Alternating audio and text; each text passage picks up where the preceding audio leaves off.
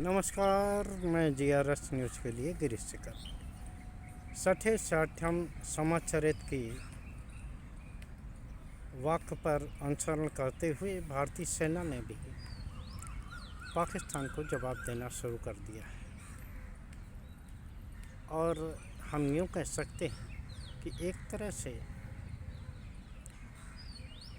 जो पाकिस्तानी सेना शुरू से ही युद्ध के मोड में नज़र आ रही थी, युद्ध लड़ रही थी, भारतीय सेना भी उसी ओर अग्रसर हुई है और उसको उसी की भाषा में जवाब देना शुरू कर दिया है।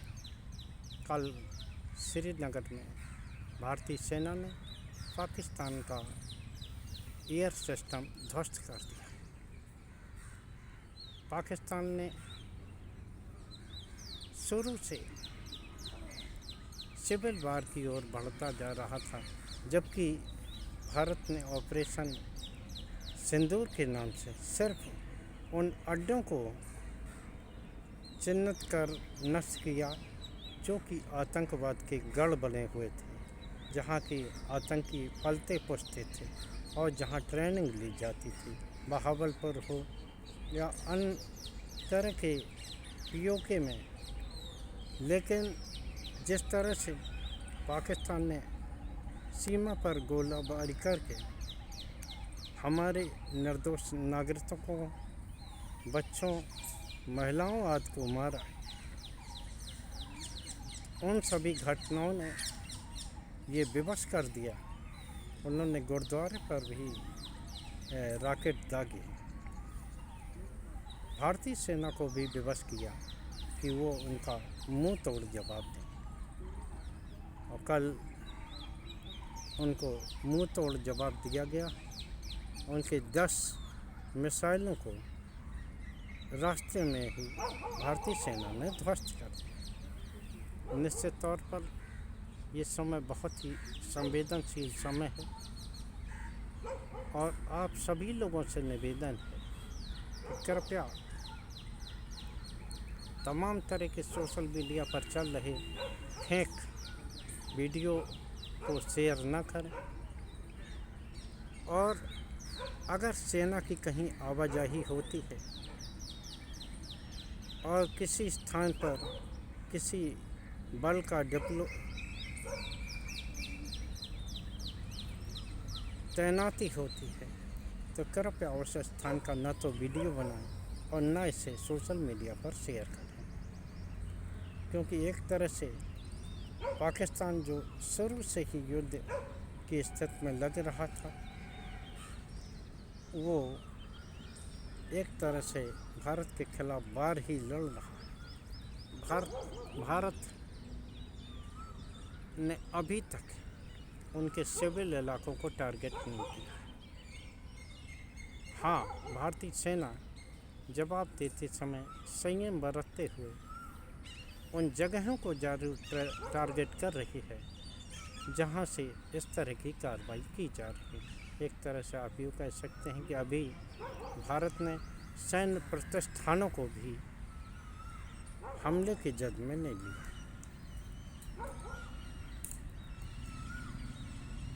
और आप लोग सोशल मीडिया पर भी इस तरह की कोई पोस्ट न करें जिससे कि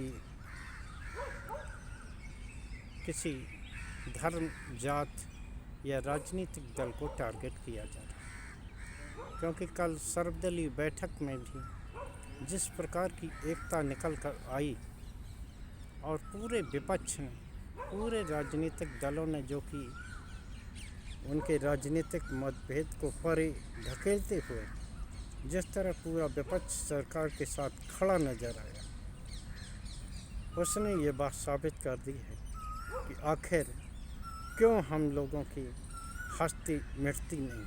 क्योंकि भले ही हमारे बीच में तमाम तरह की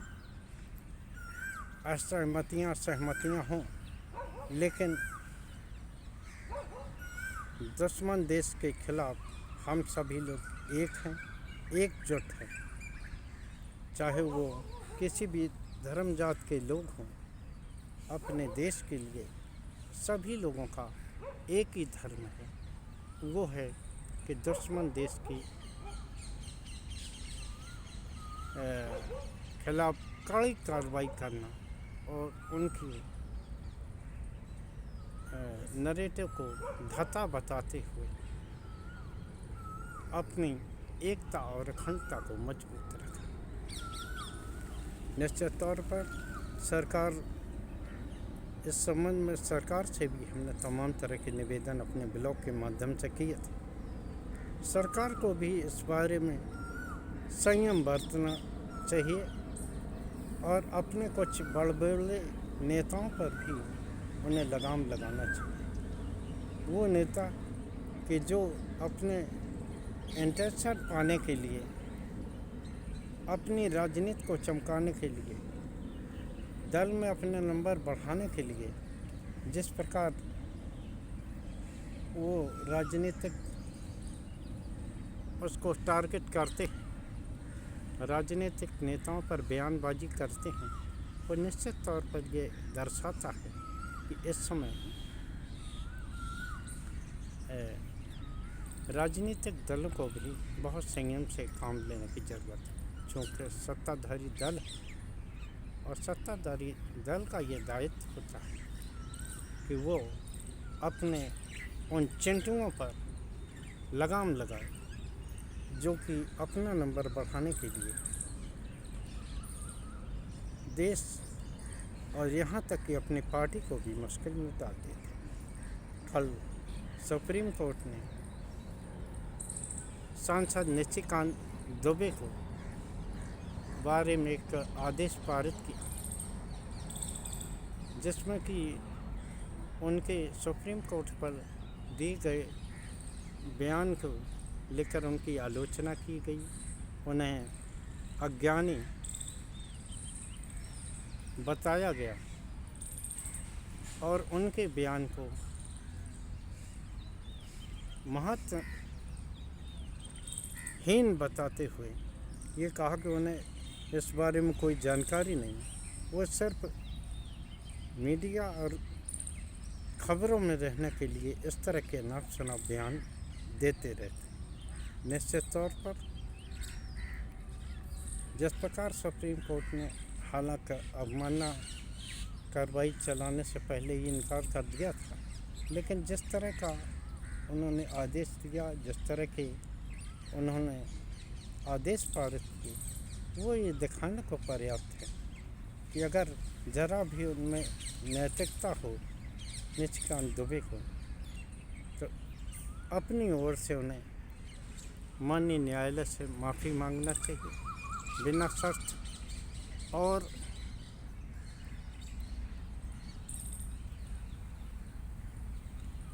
अगर बन सके तो अपने पद को भी छोड़ देना चाहिए। जिस प्रकार सुप्रीम कोर्ट ने एक एक बिंदु पर न सिर्फ उनको बल्कि सरकार में अपने नंबर को बढ़ाने की हसरत रखते हुए अन्य नेताओं को भी खरी खरी मानी उच्चतम न्यायालय ने जिस प्रकार सुनाई, और जिस प्रकार हिंदू मुस्लिम को लेकर भी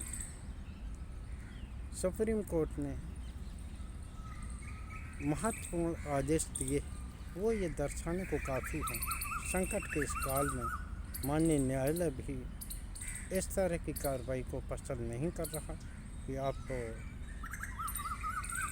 संकट काल में इस तरह की कार्रवाई करें और देश की एकता और अखंडता को मुश्किल पर डाल दें। देखना यह है कि निशिकांत दुबे क्या अपनी आदतों से बाज आते या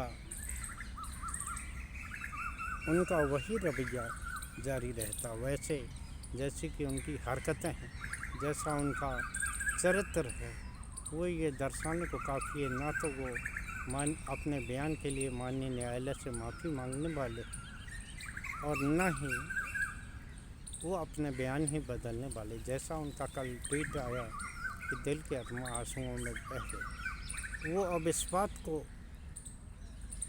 आगे रखने के चक्कर में हैं कि न्यायालय ने उनके खिलाफ अवमानना की कार्रवाई को रद्द कर दिया।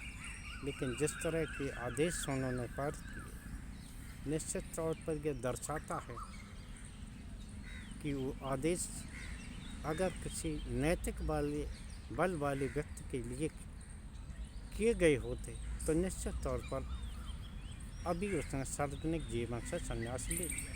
हाई कोर्ट से भी महुआ मोइत्रा के अवमानना मामले में भी निशिकांत दुबे की मुश्किलें बढ़ने वाली हैं। आज हाई कोर्ट में भी सुनवाई है। इससे पहले माननीय न्यायालय ने अपने उन सोशल मीडिया प्लेटफार्मों से अपने बयान को डिलीट करने के आदेश दिए थे। हालांकि जय अनंत जो कि वकील हैं, महुआ मोइत्रा के पूर्व साथी रह चुके हैं, और निशिकांत दुबे, इन्होंने अपने सोशल मीडिया प्लेटफार्म पर अपने हुए विवादित पोस्ट अभी तक नहीं हटाए। देखना ये है कि न्यायालय आज उस बारे में क्या निर्णय लेता है। लेकिन जिस तरह से इतने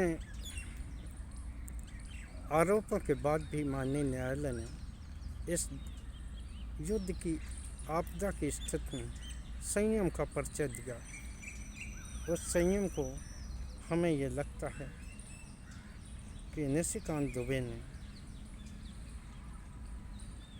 उसकी मजबूरी समझ ली। ये मजबूरी नहीं है। आप ये तय मानिए कि अगर निशिकांत दुबे ने इस मामले को सुलझाया नहीं और मुख्य न्यायाधीश सेवानिवृत्त होकर 13 मई को जैसे वर्ष उनका आखिरी दिन होगा, 14 मई को ही दूसरे नए मुख्य न्यायाधीश भी गवई वो चार्ज लेंगे। और गवई जी का जो रवैया निशिकांत दुबे या सुप्रीम कोर्ट के खिलाफ बार करने वालों के खिलाफ रहा है, उसके संकेत वो अपने बयानों में दे चुके। तो आप ये तय मानिए कि अभी अगर मामला निशिकांत दुबे नहीं सुलझाते हैं तो आगे के जो मुख्य न्यायाधीश होंगे BS गवई, उनके कार्यकाल में निश्चित तौर पर निशिकांत दुबे की मुश्किलें और बढ़ेंगी। आपसे फिर एक बार निवेदन है कि आप लोग भावुकतावश सेना, देश या अन्य ऐसे व्यक्ति एवं समूहों पर कमेंट पास न करें जो कि आगे चलकर देश की एकता और अखंडता को प्रभावित करता हो। ये आपदा काल है और इसमें हम सभी का दायित्व है कि हम सभी लोग एकजुट होकर देश और सेना के साथ खड़े दिखाई दें। आज के ब्लॉग में बस इतना ही। जय हिंद, जय भारत। कल फिर किसी नए मुद्दे के साथ आपसे जुड़ने का प्रयास करें।